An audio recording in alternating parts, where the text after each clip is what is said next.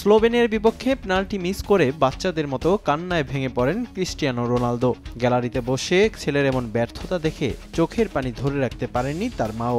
এমন দৃশ্য হৃদয়ে নাড়া দিয়েছে ফুটবল প্রেমীদের। কিন্তু হঠাৎ রোনালদোর হলোটা কি? তাহলে কি বেজে গেছে তার বিদায় ঘণ্টা? বয়সের ছাপ পড়েছে তার পারফরমেন্সে। খারাপ সময়ে CR7-এর পারফরমেন্স নিয়ে শিরোনাম হয়েছে আন্তর্জাতিক সংবাদ মাধ্যমে। তবে ব্রিটিশ গণমাধ্যম BBC ছাড়িয়ে গেছে ভদ্রতার শেষ সীমানা। তার ওই পেনাল্টি মিসের ভিডিও অ্যানালাইসিসের সময় BBCর স্ক্রিনের ক্যাপশনে লেখা ছিল মিস্টিয়ানো পেনালদো। স্বনামধন্য সংবাদ মাধ্যমের সঙ্গে যা মোটেই মানানসই নয়। এমন অপেশাদার কার্যকলাপের জন্য তোপের মুখে পড়তে হয়েছে সংবাদ মাধ্যমটির। পরে অবশ্য এক প্রকার বাধ্য হয়েই সরিয়ে নেওয়া হয়েছে সে পোস্ট। BBCর এমন কাণ্ড নিয়ে সমালোচনা করেছেন অনেক সাংবাদিক ও সাবেক ফুটবলাররা। ইচ্ছাকৃতভাবে পর্তুগিজ তারকাকে অসম্মান করা হয়েছে বলে মনে করেন সাবেক ইংলিশ তারকা জন টেরি।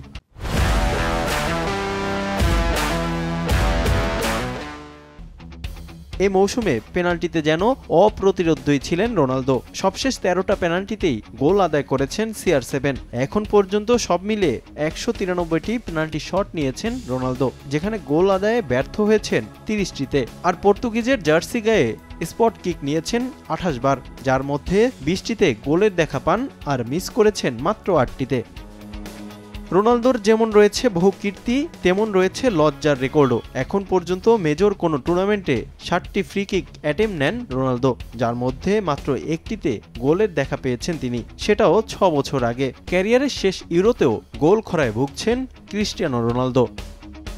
স্লোভেনিয়ার বিপক্ষে ম্যাচটা কি চাইলেই ভুলতে পারবেন ক্রিস্টিয়ানো রোনালদো?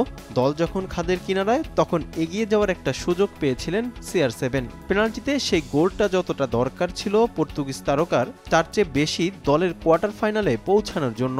তবে থমকে যায় পুরো স্টেডিয়াম যখন স্কোর শিটে পরিবর্তন আনতে ব্যর্থ হন তাদের সেরা তারকা। তবে পারফরমেন্স যেমনই হোক, BBCর এমন পোস্ট মোটেই গ্রহণযোগ্য নয়। রিফাতুল ইসলাম মিরন, সময় সংবাদ।